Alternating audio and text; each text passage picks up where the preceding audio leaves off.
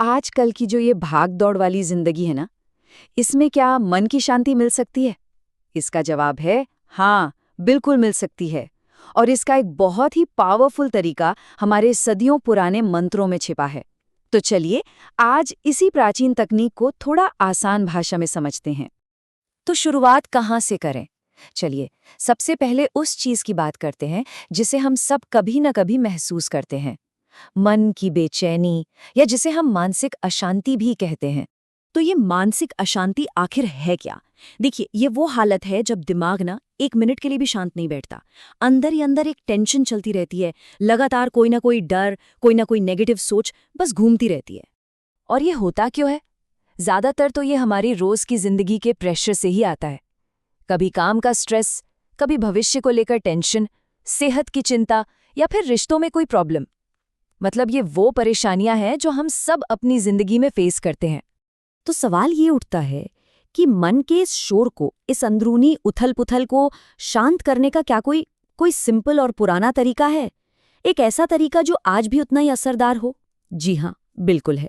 अब आप सोच रहे होंगे कि भला एक छोटा सा शब्द या एक आवाज वो कैसे मदद कर सकती है?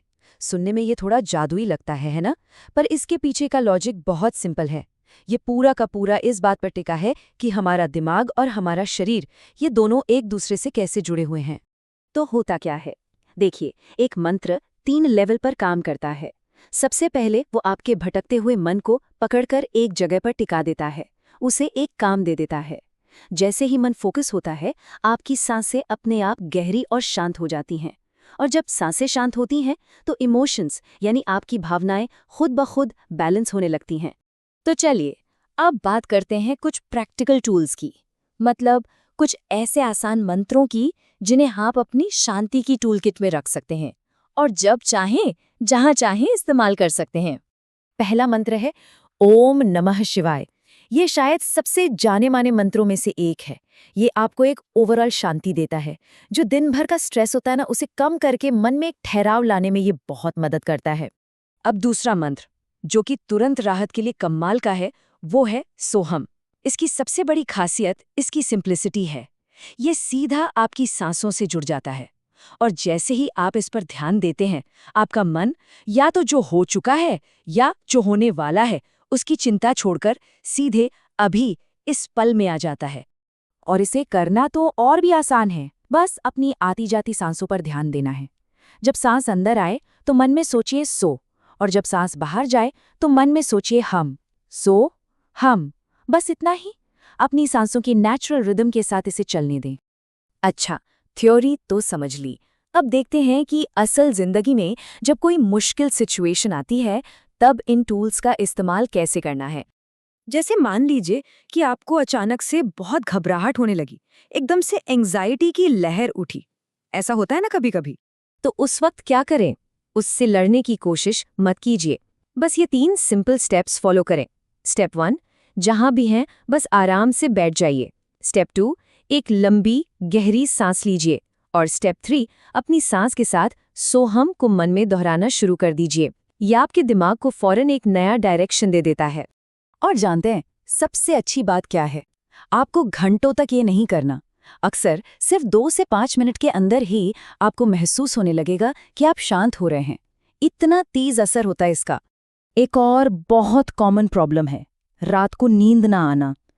क्योंकि दिमाग है कि ऑफ ही नहीं होता, बस सोचता रहता है।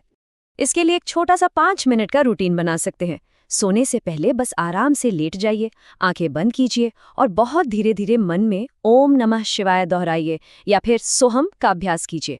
ये आपके दिमाग को दिन भर की भागदौड़ से हटाकर रेस्ट मोड में ले आता है और नींद भी बेहतर आती है। तो अब जब हम इस रास्ते पे चल रहे हैं, तो कुछ जरूरी बातें हैं जिनका ध्यान रखना बहुत जरूरी है। कुछ प्रैक्टिकल बातें। सबसे पहली और सबसे जरूरी बात, ये कोई जादू की छड़ी नहीं है कि घुमाई और सब ठीक हो गया।